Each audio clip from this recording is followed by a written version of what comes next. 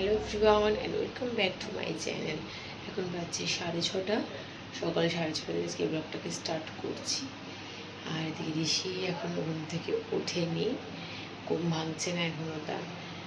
হ্যাঁ, আমি একটু তাড়াতাড়ি উঠে পড়লাম, কারণ নিচে গিয়ে একটু মায়ের সঙ্গে হেল্প তো করতে হবে, কারণ মা তো সেভাবে দাঁড়িয়ে থেকে রান্নাবান্না এসব করতে পারবে না। তাই এবার ঋষি যতক্ষণ না ওঠে তখন অনেক কাজ সামলে নেওয়া যায়। তাই চললাম এখন নিজে, ঋষি উঠুক। তার দৌড়াতে তো অবশ্যই থাকবে আজকের ব্লগে। আপাতত নিচে যাই, গিয়ে দেখি মা কী করছে, কারণ মা একটা কথাও শুনছে না, বারবার কাজ করতে চলে যাচ্ছে। মাদের যা স্বভাব হয় আর কি, ভাবছে আমার প্রচুর কষ্ট হচ্ছে, তো সেই জন্য মানে আমার হাতের কাজগুলো টেনে টেনে করতে চাইছে, কিন্তু মায়ের তো এই মুহূর্তে দাঁড়িয়ে থেকে কাজ করাটা ঠিক নয়।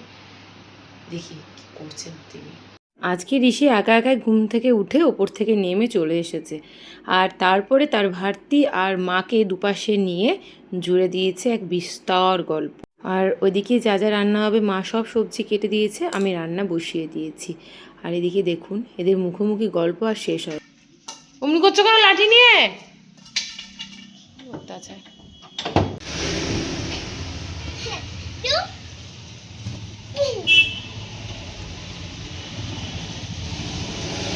ভালো হয়েছে শোয়ার জায়গাটা কিন্তু হতো তো। শুয়ে পড়ো, শুয়ে পড়ো, শুয়ে পড়ো।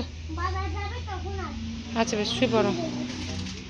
আমি মায়ের জন্য ওষুধ নিয়ে আসছি, হ্যাঁ, এই দোকান থেকে। বাড়িতে থাকা কিছু উপকরণ দিয়ে আজকে করব একটা ফেসিয়াল। তার জন্য নিয়েছি অ্যালোভেরা জেল, মুসুরির ডালের গুঁড়ো, দই, হলুদ গুঁড়ো, মানে কাঁচা হলুদকেই বেটে নিয়েছি, চিনিটাকে একটু গুঁড়ো গুঁড়ো করে নিয়েছি, আর তার সঙ্গে রয়েছে নারকেল তেল। ফার্স্ট স্টেপ হচ্ছে ক্লিনজিং।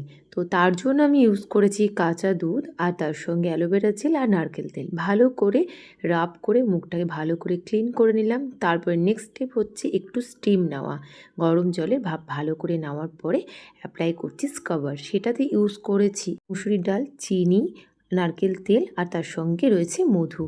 এরপর ইউজ করলাম ফেস প্যাক। ফেস প্যাকে রয়েছে হলুদ, মুসুরির ডাল, মধু, নারকেল তেল আর অ্যালোভেরা জেল। আর এরই মাঝে আমি মুখটাকে ভালো করে ক্লিন করে নিয়েছি। বুঝতেই পারছেন যে কতটা গ্লো দিচ্ছে জাস্ট ক্লিন আপ করার পরেই। এরপর ভালো করে স্টিম নেব, দেন স্কার্ফ করব। তারপরে তো আপনাদেরকে দেখালামই যে ফেস প্যাকটা মাকে ইউজ করেছি, সেম ফেস প্যাক আমিও ইউজ করব। স্টিম নেওয়া প্রায় আমার 7 থেকে 8 মিনিট মতন হলো।